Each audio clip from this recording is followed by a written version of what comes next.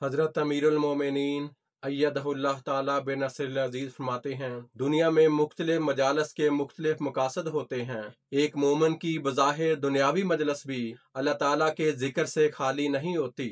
मोमिन की दुनियावी कामों की मजालस में भी धोखा और दूसरों के हकूक गसब करने के लिए बातें नहीं होती, जैसा कि आजकल की सियासी और दुनियादारों की मजालस में बातें होती हैं। कुरान करीम में भी अल्लाह ताला ने मोमिनों को जो मजालस के बारे में हदायत फरमाई है वो यही है कि मोमिनों की मजालस सरकशी और बगावत से पाक हो, गुनाहों से पाक हो, रसूल खुदा की नाफरमानी से बचने वाली और तकवा पर चलने वाली होनी चाहिए। लेकिन अफसोस कि आजकल के मुसलमानों की अक्सर मजालिस इसके बिल्कुल खिलाफ हैं और मुसलमान को तबाह करने की कोशिशों में मसरूफ हैं।